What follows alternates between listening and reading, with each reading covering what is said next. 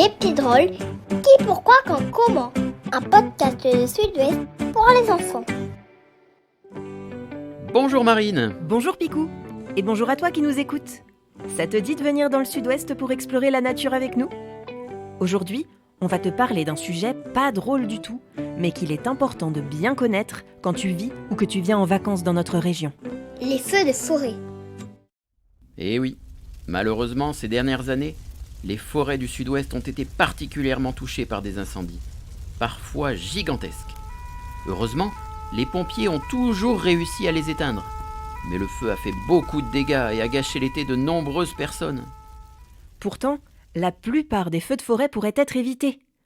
En France, 9 feux sur 10 sont d'origine humaine, c'est-à-dire que ce sont des hommes et des femmes qui les provoquent, par accident ou même exprès. Quand il fait très chaud, que les sols sont secs et que le soleil tape fort, il suffit parfois de 3 fois rien pour allumer un feu. Un mégot de cigarette mal éteint qu'on jette depuis la fenêtre d'une voiture, un train sur les rails qui fait des étincelles, une bouteille de verre jetée par terre qui concentre la lumière, et paf, en quelques minutes, les petites flammes se transforment en grands brasiers qui peuvent dévaster des hectares de forêt et de végétation. Car le feu va très très vite. La rapidité avec laquelle un feu grandit, ça s'appelle la vitesse de propagation. Elle varie selon les endroits, le type d'arbres et de plantes qu'on trouve dans la forêt, la sécheresse du sol, la forme ou bien la pente du terrain. Quand un feu se déclare, tout se joue en moins de 10 minutes.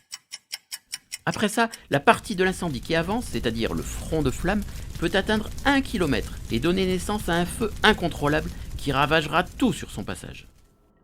Ce qui fait aussi grossir rapidement un feu de forêt ou de végétation, ce sont les matériaux incandescents.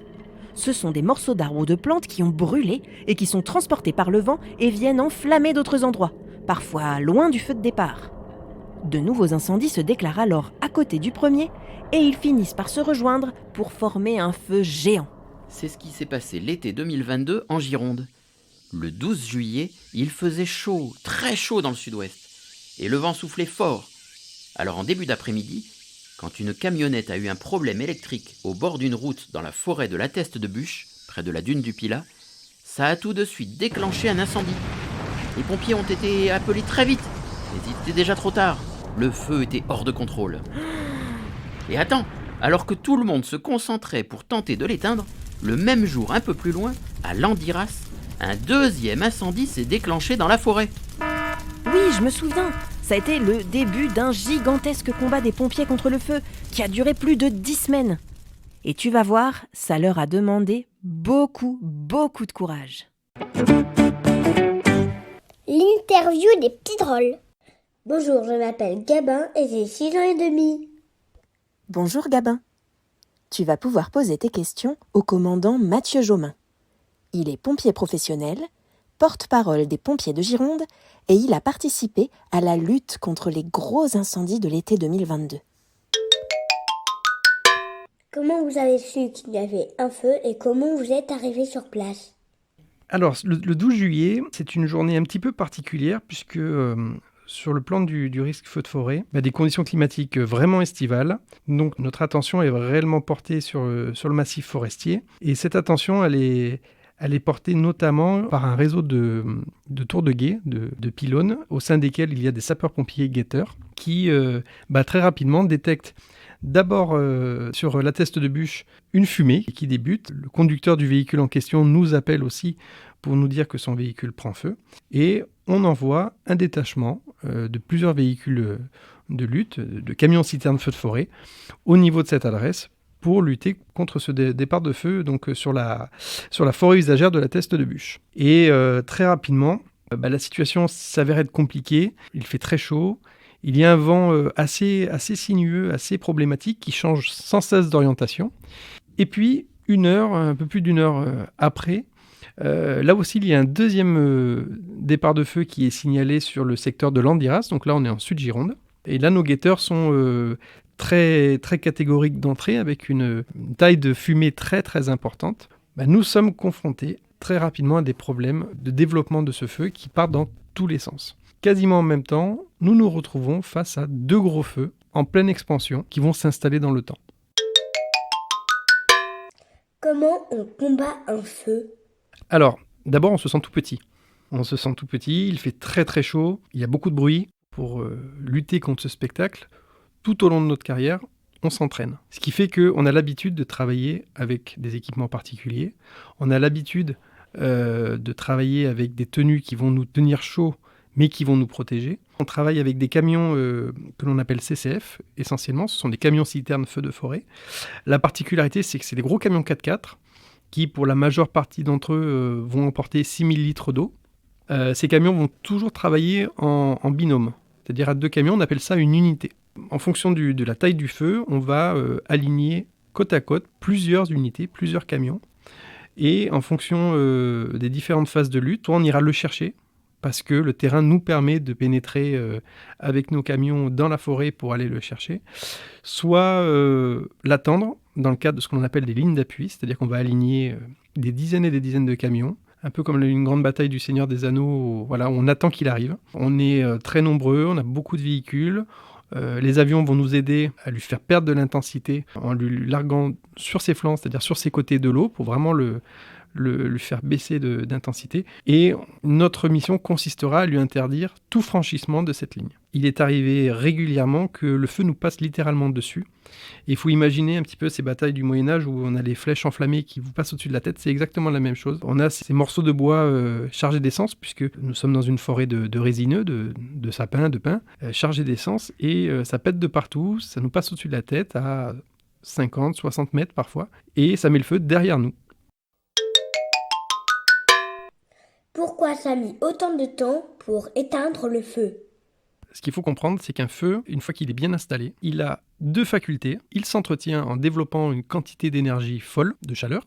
Et en plus, comme si ça ne suffisait pas, très souvent, il va créer son propre vent.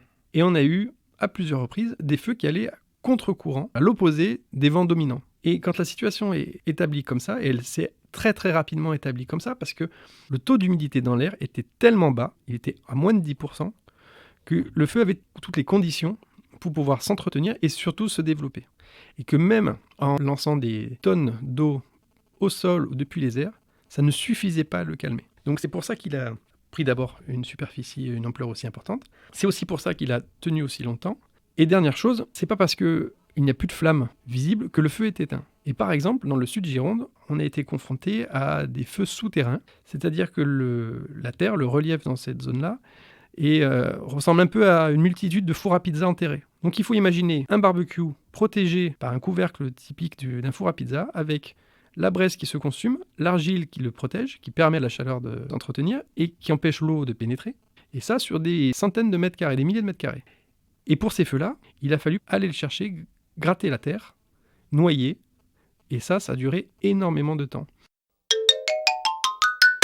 Est-ce que vous avez eu peur? Alors oui, le feu me fascine autant qu'il me fait peur, et puis c'est très sain d'avoir peur. Parce que quand vous avez peur, vous êtes prudent. Le pompier a peur. Et c'est encore une fois très bien qu'il ait peur, parce que nous ne voulons surtout pas chez les pompiers de casse-cou ou de fous furieux qui pourraient se mettre en danger ou mettre en danger ses collègues. La peur, oui, elle est arrivée à plusieurs moments, parce que le feu était très gros, parce qu'il allait très vite, parce que les effectifs qui étaient avec nous étaient trop petits à ce moment-là, et donc c'est un petit peu la vague qui se jette sur vous, hein, et puis soit vous reculez, soit vous jetez au fond de l'eau en attendant qu'elle vous passe dessus. Contre la peur, le premier outil, c'est le travail en équipe. Le pompier ne travaille jamais seul. Donc s'il y a un moment de doute, un moment de peur, le groupe accompagnera le premier. Est-ce que les gens vous ont aidé? Sur les routes, on croisait des groupes d'enfants, des adultes qui avaient des dessins, qui avaient des drapeaux. Dans les casernes, les gens nous ont apporté à manger, des gâteaux, de l'eau. Certains sont venus même récupérer les tenues sales des pompiers pour les laver, les repasser et les redistribuer, parce que c'est quand même toujours plus agréable de travailler dans une tenue propre quand vous l'avez gardée pendant 48 heures et qu'elle est toute noircie. On a eu même des gens qui sont venus, des kinés, des ostéopathes qui sont venus aider nos personnels de santé pour un petit peu réparer les corps qui étaient fortement sollicités. Et puis on a eu des témoignages sur les réseaux sociaux, par courrier de soutien, encore une fois beaucoup de dessins, des dons. On a eu vraiment des témoignages tout au long de l'été de soutien. du terrain comme à distance, et c'est réellement ça qui nous a permis de tenir. Même une fois éteint, un feu de forêt, ça a de graves conséquences sur la nature et les animaux. Tout l'écosystème est perturbé. Certaines espèces de plantes peuvent complètement disparaître et être remplacées par d'autres, plus envahissantes. Et puis, le sol est recouvert de cendres qui détruisent une grande partie des éléments qui s'y trouvent. La fumée est chargée de gaz et elle fait monter le niveau de dioxyde de carbone dans l'atmosphère, ce qui participe au réchauffement climatique, comme on l'a vu dans un autre épisode des Petits Drôles. Mais du coup, c'est un cercle vicieux. D'un côté, les feux participent au réchauffement climatique, et de l'autre, le réchauffement climatique multiplie le risque de feu. Les sécheresses et les canicules sont de plus en plus fréquentes et intenses en France ces dernières années. Et même si ce n'est pas la chaleur en elle-même qui fait s'allumer un incendie, quand la végétation est asséchée par manque de pluie, le risque de voir un feu démarrer est beaucoup plus grand. Alors pour limiter au maximum les risques de feux de forêt pendant la saison chaude, il existe de nombreuses règles. Renseigne-toi bien avant de partir en balade. Parfois, la circulation dans les bois peut être déconseillée, voire même interdite aux véhicules et aux piétons. Et une fois sur place, pas question d'allumer un barbecue, un feu de camp, ni de tirer des feux d'artifice. Pour connaître le risque d'incendie dans chaque département, Météo France a créé la météo des forêts. Un peu comme la carte du temps qu'il va faire, mais celle-ci concerne uniquement les forêts. Tous les jours, une carte colorée est publiée qui indique la situation. Dans les départements en vert, le risque de feu est faible. En jaune, il est modéré. En orange, il est élevé. Et alors, si le département est en rouge, le risque d'incendie est jugé très élevé. Et dans ce cas, la circulation dans les bois devient carrément interdite aux véhicules comme aux piétons. En orange et en rouge, les sapeurs-pompiers sont sur le pied de guerre en cas de départ de feu. Le savais-tu? Pour éteindre le feu le plus vite possible, les pompiers utilisent toute une série de véhicules et d'outils. Beaucoup sont au sol, directement dans la forêt, comme les camions, les lances à eau. Mais pour être plus efficaces, les pompiers disposent aussi d'avions et d'hélicoptères spéciaux qui peuvent survoler le feu pour l'arroser de milliers de litres d'eau. Parmi ces engins, on retrouve les canadaires, qui vont puiser l'eau directement dans les rivières et les lacs autour de l'incendie grâce à d'énormes réservoirs. Mais il y a aussi les Dash, ou les hélicoptères bombardiers, qu'il faut remplir d'eau avant le décollage. Si tu as déjà vu des avions de pompiers en action, tu as peut-être été étonné de voir que, bien souvent, le liquide qui est jeté sur les flammes n'est pas transparent comme de l'eau, mais rouge ou orange comme de la peinture. C'est parce que des produits chimiques, qu'on appelle des retardants de flamme, sont ajoutés à l'eau.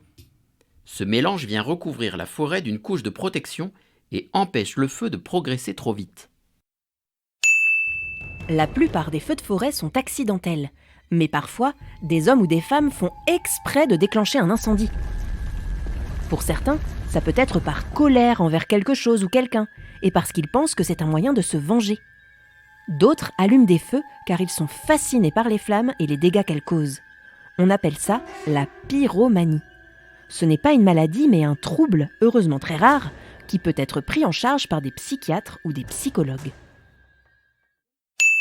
Si le métier de pompier t'intéresse, tu n'as pas besoin d'attendre d'être adulte pour essayer. Garde à vous. Avant à fonction, chef de détachement incendie. Chef, binôme d'attaque. Équipier, Partout binôme en d'attaque. France, et notamment dans le sud-ouest, tu peux devenir jeune sapeur-pompier dès 11 ans. Section en commandement. Avec d'autres enfants, tu intégreras une caserne proche de chez toi, où des pompiers vous apprendront toutes les bases du métier pendant l'année scolaire, le mercredi ou le samedi. Au programme, du sport, l'esprit d'équipe, les gestes qui sauvent, l'utilisation du matériel et, bien sûr, la lutte contre les incendies. Les inscriptions ont généralement lieu à la rentrée. Renseigne-toi auprès des sapeurs-pompiers de ton département. As-tu bien tout retenu? Dans quelles communes de Gironde se sont déclenchés les incendies géants pendant l'été 2022 ? Bordeaux et Arcachon ? Libourne et Blaye ? Ou La Teste-de-Buch et Landiras ? Les deux incendies géants de l'été 2022 se sont déclenchés à La Teste-de-Buch et Landiras. Ils ont démarré presque en même temps, le 12 juillet, et n'ont été maîtrisés que 6 et 11 semaines plus tard, après avoir ravagé plus de 27 000 hectares de végétation et obligé des milliers de personnes à évacuer leurs maisons. Ils ont fait beaucoup de dégâts, mais heureusement, aucune victime. Comment s'appellent les produits qui aident les pompiers à freiner le feu? Des lance-flammes, des retardants de flammes ou des anti-flammes? Il s'agit de retardants de flammes. Mélangés à l'eau avec laquelle les pompiers arrosent la forêt, ils se déposent sur les arbres et créent une couche de protection contre la chaleur. Normalement, un arbre brûle à partir de 300 degrés, mais avec un retardant de flamme, il peut tenir debout jusqu'à 700 degrés. Qui cause la plupart des feux de forêt?